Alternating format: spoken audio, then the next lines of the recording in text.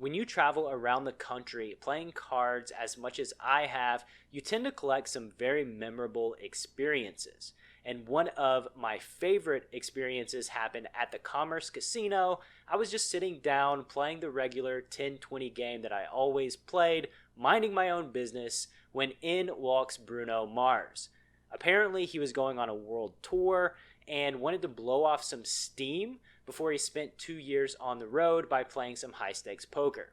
We got into the game together at about 5 p.m. and continued battling after the sun went down and then came back up again.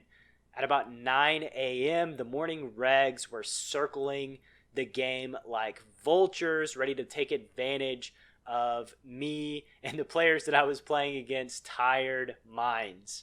Little did they know there was no chance they were going to get in this game. Nobody at that table was getting up for any reason. And then the magic happened when the following hand developed. Like I said, we were playing 10-20 no limit. I straddled under the gun to 40. Everybody folds to Bruno, who opens to 200 on the button.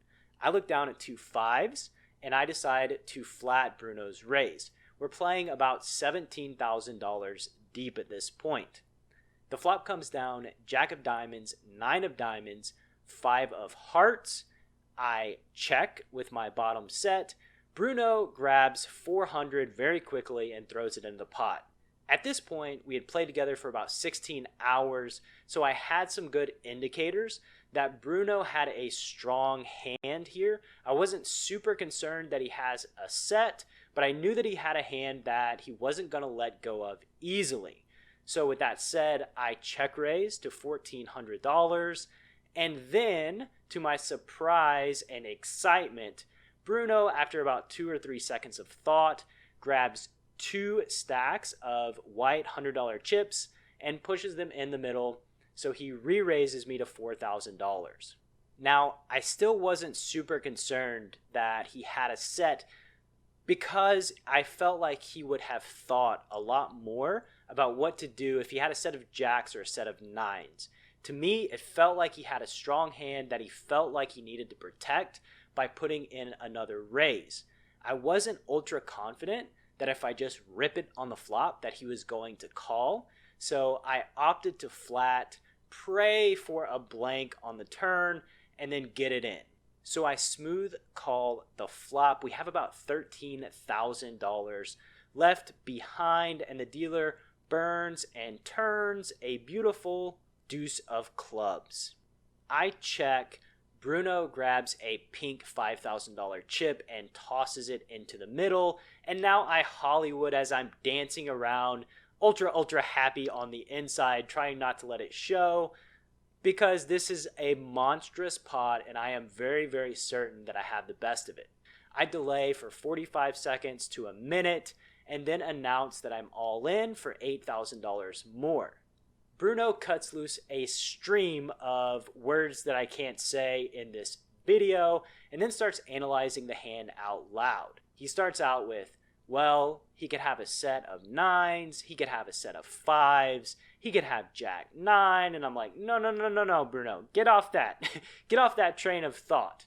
And then he starts waiting longer and longer, and then he starts thinking, he could have queen 10 of diamonds, he could have 8-10 of diamonds, he could have a pair plus a flush draw, and I'm like, yes, continue on that line of thought, Mr. Mars.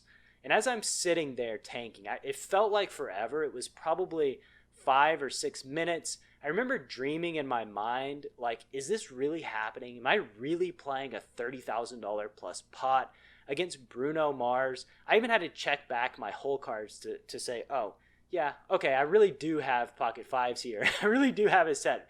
And then Bruno thinks about it, looks at me, and asks, will you run it twice? And because he hasn't called yet, I'm still in statue mode. And then he says, I know him. I know he'll run it twice.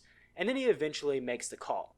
And then he asks, well, what do you got? And I said, I've got a set.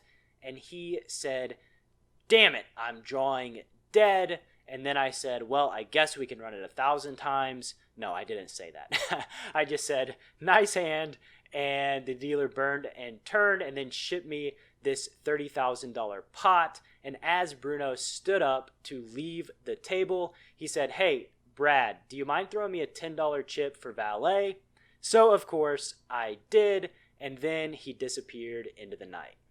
And that is the story of my most memorable poker hand ever.